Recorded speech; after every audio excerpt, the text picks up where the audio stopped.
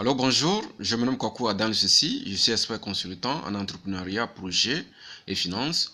Je suis détenteur d'un doctorat en administration des affaires option finance et j'accompagne les porteurs de projets dans la réalisation de leurs projets d'investissement. Également, je suis chercheur et j'accompagne les jeunes étudiants chercheurs dans l'élaboration de leurs projets de mémoire ou bien de thèse et aussi dans la rédaction de leurs articles qu'ils désirent publier dans les revues internationales. J'ai fait plusieurs travaux de recherche. Et donc, si vous voulez consulter mes recherches, il suffit d'aller sur Google et taper mon nom, Kwaku Adan Ceci. Dans ma vidéo précédente, nous avons présenté l'analyse de l'économie globale, c'est-à-dire les éléments sur lesquels l'investisseur doit se baser dans le cadre de l'analyse fondamentale afin de déterminer la valeur réelle de l'entreprise dans laquelle ils aspirent faire leur investissement. Aujourd'hui, nous allons continuer avec l'analyse économique d'un pays. Nous savons que le développement économique d'un pays dépend du développement financier de son système, c'est-à-dire que du développement de son système financier. Une économie développée est toujours accompagnée d'un système financier développé. Si nous voulons citer des exemples, il y a le cas des États-Unis d'Amérique, du Japon, de l'Allemagne, de la France, de l'Angleterre et de certains pays asiatiques comme la Chine, l'Inde et certains pays, pour ne citer que ceux-là. Le système financier est généralement composé du marché financier, c'est-à-dire de la bourse des valeurs et du système bancaire. Donc, si nous voyons dans ces pays développés, nous allons constater qu'ils ont un système financier ou bien un marché financier très développé et un système bancaire aussi très développé. Dans le cadre des pays pauvres ou bien pays en développement,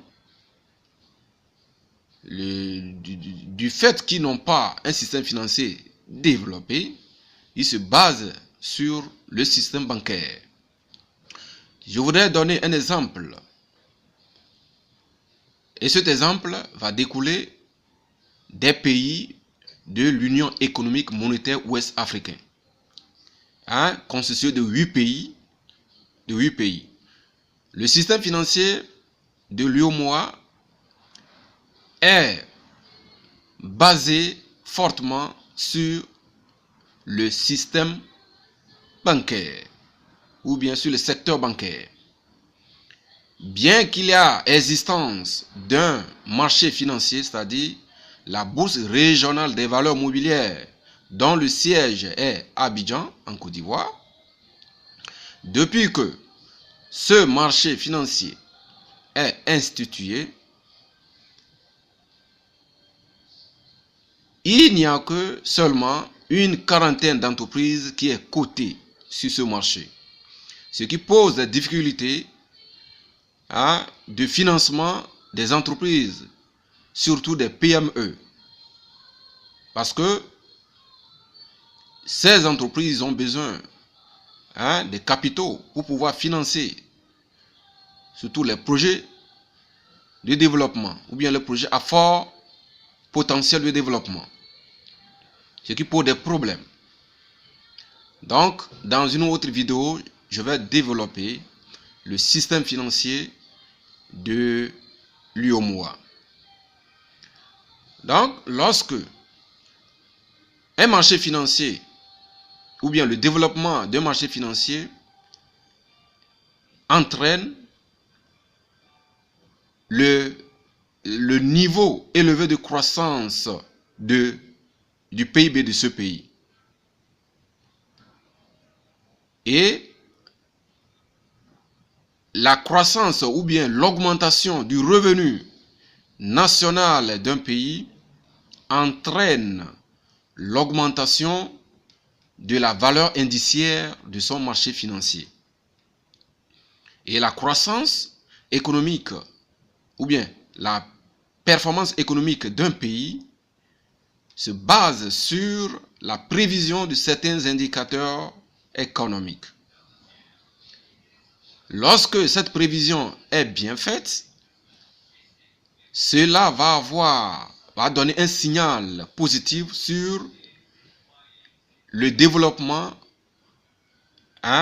de son marché financier, ou bien l'évolution des cours de son marché, ou bien le prix des titres de son marché financier, ce qui va attirer les investisseurs à pouvoir concentrer l'investissement sur ce marché financier. Mais lorsque ce pays rencontre des problèmes, notamment le niveau élevé de son inflation, ou bien le déficit de son commerce extérieur, ou bien les difficultés de paiement de cette dette extérieure, cela va donner un signal négatif sur l'évolution des cours de son marché financier, ce qui va faire fuir les investisseurs. Mais lorsque nous basons sur les pays en développement, ou bien les pays pauvres, la performance économique de ces pays est liée à la stabilité politique dans ces pays-là. Lorsqu'il y a instabilité politique dans ces pays, cela va avoir des répercussions négatives sur l'économie de ce pays. Je voudrais donner un exemple palpable. On dit que la charité bien ordonnance commence par soi-même. Je voudrais donner l'exemple de mon pays, le Togo. Récemment, il avait eu du brouhaha au niveau de la politique de mon pays, ou bien la politique dans mon pays. C'est-à-dire que l'opposition organise de façon intempestive la marche et organise des journées villes mortes, ce qui a des répercussions sur l'économie actuelle de mon pays.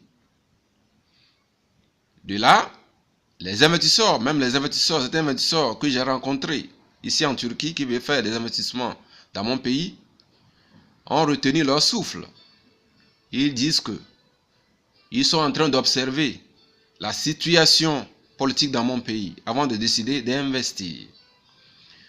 Aussi, de près, les ménages et certaines entreprises, ils se sont accourus vers les banques pour retirer leurs fonds qu'ils ont déposés. Parce qu'ils ont la crainte que lorsque la situation se dégénère, ils vont perdre leur argent. De là, les banques sont à court de liquidité, ce qui fait qu'ils ont même des difficultés pour pouvoir offrir de prêts aux entreprises ou bien aux ménages, ou bien payer même certains salaires. Donc, c'est ça l'instabilité politique lorsque cela advient dans un pays. C'est une parenthèse que je voudrais mettre. Quels sont les indicateurs sur lesquels l'investisseur doit se baser pour analyser l'économie nationale? Ces indicateurs sont le PIB du pays, le produit intérieur brut, l'emploi, l'inflation, le taux d'intérêt, le déficit budgétaire, la devise nationale, les réserves de devises. Il y a aussi le capital étranger et aussi la privatisation. Prenant le premier point, le PIB, ou bien le produit intérieur brut, cela permet de mesurer la richesse d'un pays. Ou bien cela permet de savoir si un pays est développé ou pas. Donc selon la norme internationale, le niveau de développement d'un pays se focalise sur un revenu annuel par habitant qui se chiffre sur $2500. Lorsque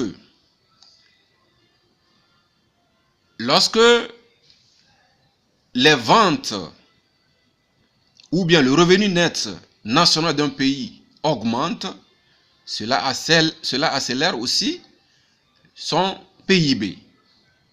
Mais n'allons pas seulement focaliser sur ces éléments.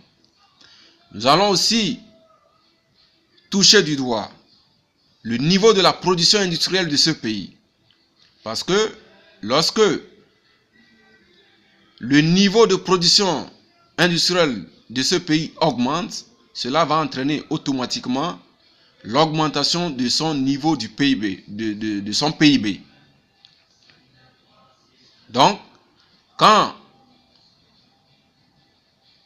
cela se passe, ou bien se constate, cela va avoir les répercussions sur le marché financier.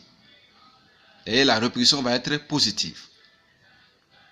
Donc, lorsque le niveau de la production industrielle augmente, et lorsque cela rencontre une demande adéquate, cela va booster l'économie du pays.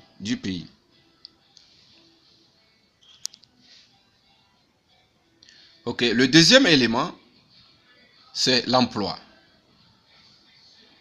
Le taux d'emploi constitue un élément fondamental de l'analyse macroéconomique, ou bien cela constitue un indicateur macroéconomique très important. Parce que le taux de chômage mesure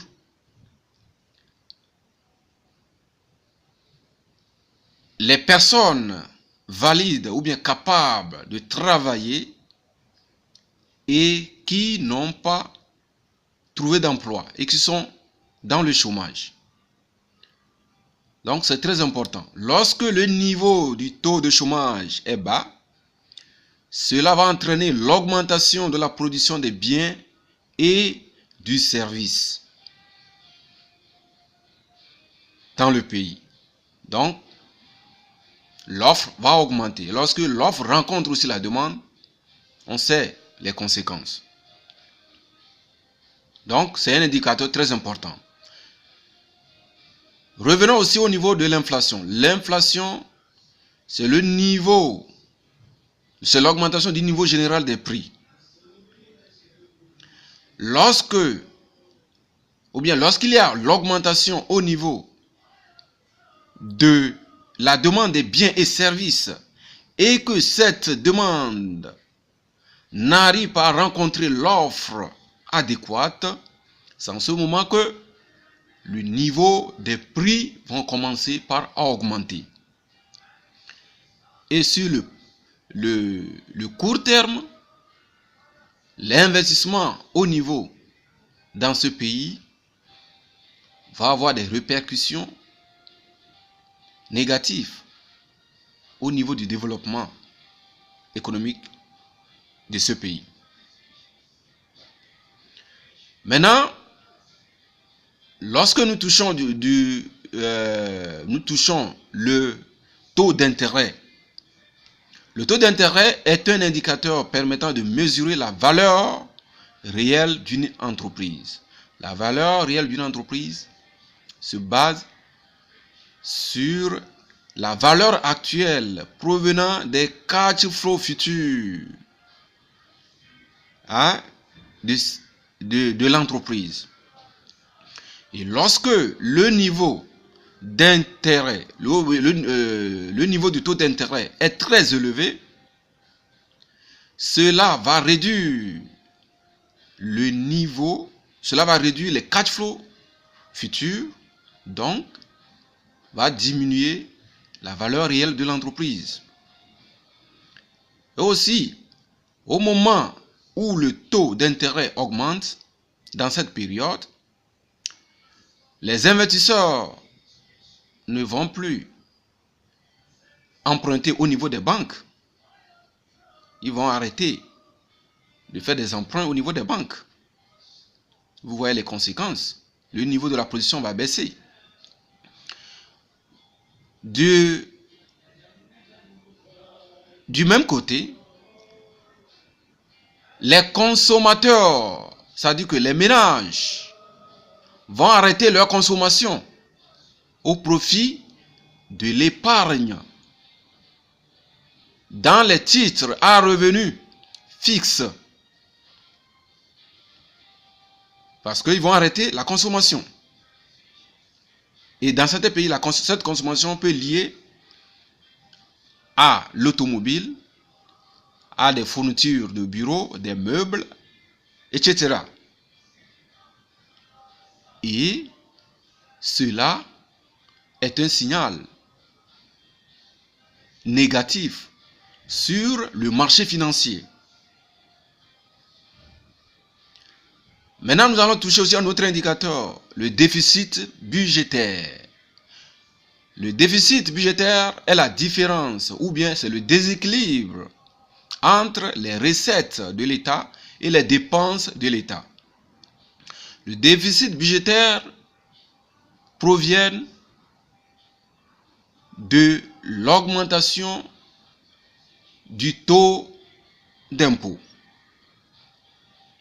de l'augmentation de la dette de l'État et aussi de la restriction budgétaire, c'est-à-dire de la limitation des dépenses de l'État. Donc, c'est très, très important.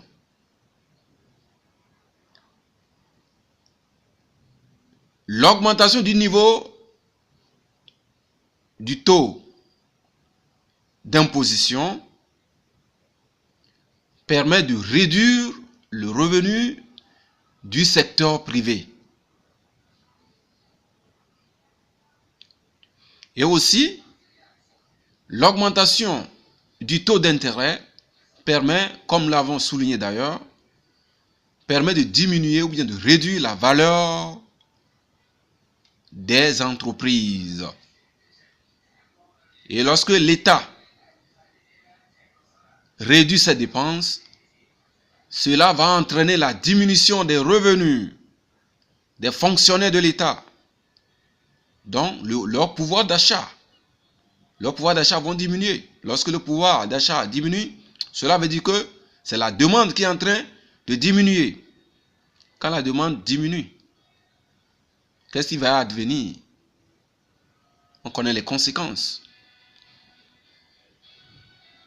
Donc, lorsque le déficit se signale, vous savez que cela va avoir des répercussions, des signaux négatifs sur le marché financier, c'est-à-dire les bourses de valeur de ce pays.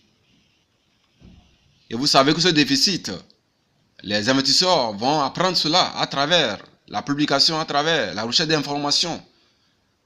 Et cela va avoir un signal négatif sur le marché financier.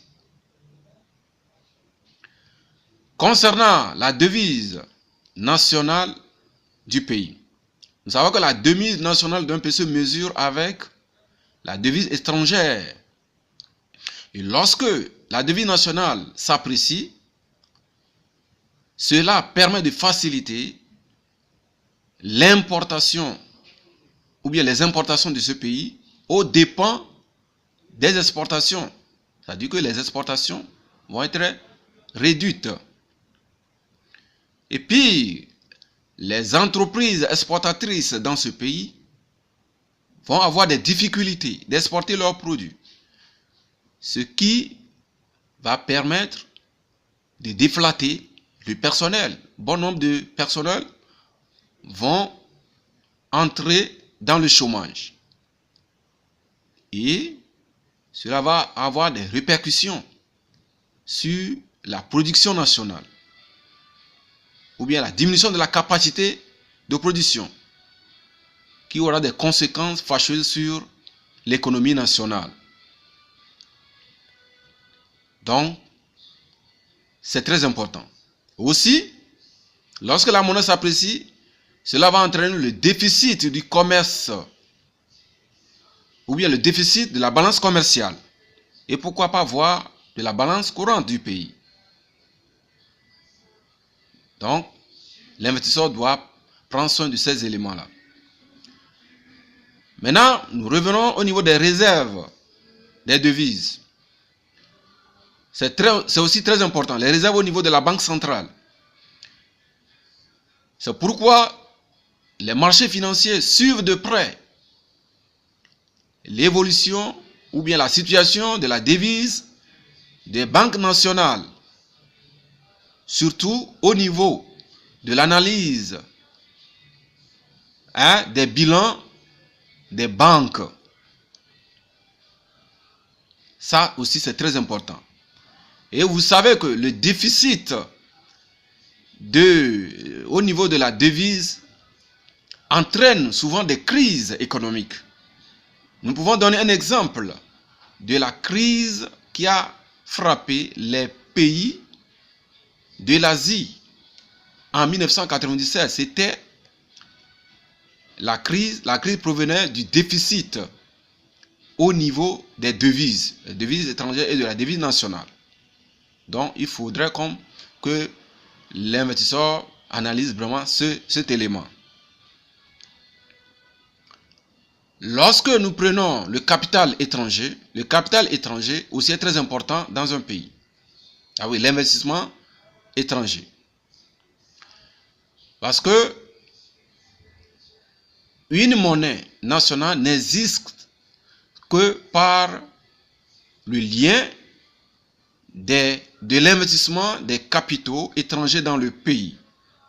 Pourquoi? Parce que lorsqu'il y a une crise arrive, du fait que le pays n'est plus monopolisé dans ses investissements, les investissements étrangers vont permettre d'éviter le choc sur le court terme.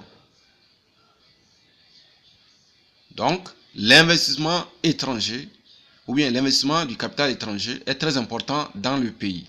Donc, c'est un élément aussi important que l'investisseur ne doit pas perdre de vue. Maintenant, revenons à la privatisation. Vous savez que la privatisation est très importante dans l'économie d'un pays.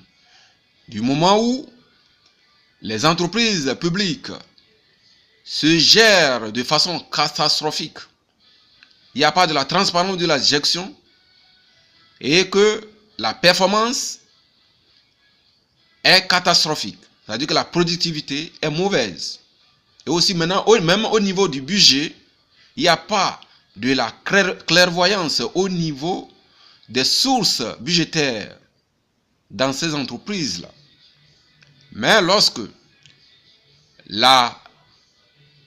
les entreprises publiques ont été privatisées, nous savons que la gestion privée est saine.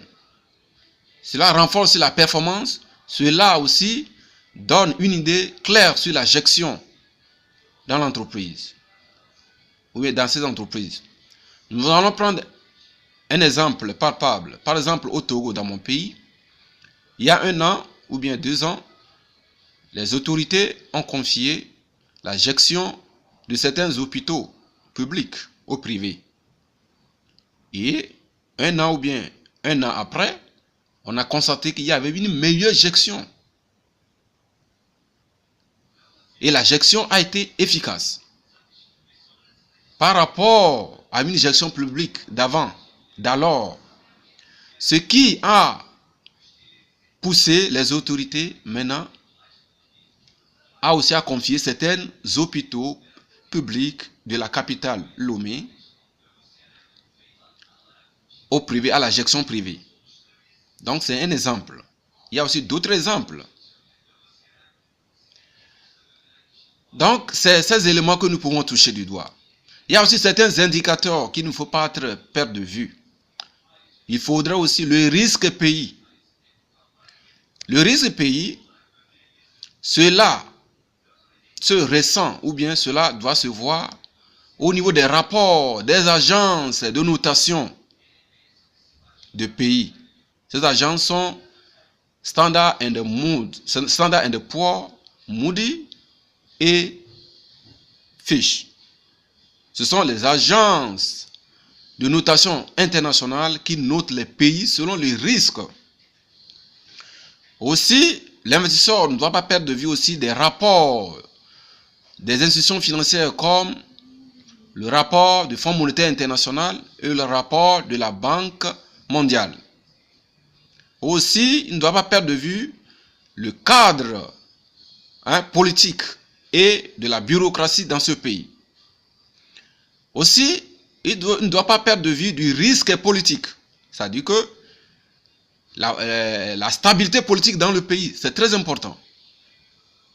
La stabilité politique dans le pays est très importante. Aussi, il ne doit pas perdre de vue des élections passées et aussi l'aspect des élections à venir. Toutes ces choses-là, ce sont des signaux pour lui. Aussi, il doit voir quel est le pouvoir et la décision du gouvernement en place. Parce que s'il ne fait pas attention, si un nouveau gouvernement arrive, le nouveau gouvernement peut nationaliser les biens privés. Et les investisseurs vont perdre leurs investissements, leur argent, comme ça. Donc, c'est très important. L'investisseur aussi ne doit pas perdre de vue certains indicateurs, comme le niveau de l'inflation mensuelle et leurs attentes de ce niveau d'inflation.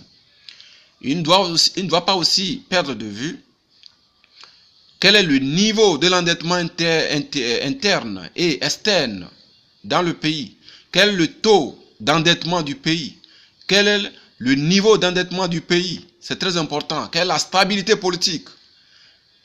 Ou bien quelle est la politique monétaire dans le pays ou bien dans la région? Quelle est la politique financière dans le pays? Est-ce qu'il existe la possibilité de faire recours à des emprunts externes? Donc, tous ces éléments sont très importants.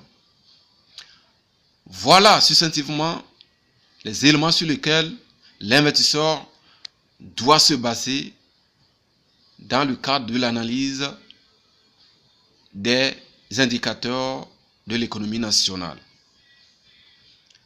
Donc, grosso modo, nous avons fini l'analyse économique dans le cadre de l'analyse fondamentale. Dans notre prochaine vidéo, nous allons maintenant développer l'analyse, les éléments sur lesquels l'investisseur doit se baser dans le cadre de l'analyse sectorielle. Merci beaucoup, je vous remercie et à bientôt.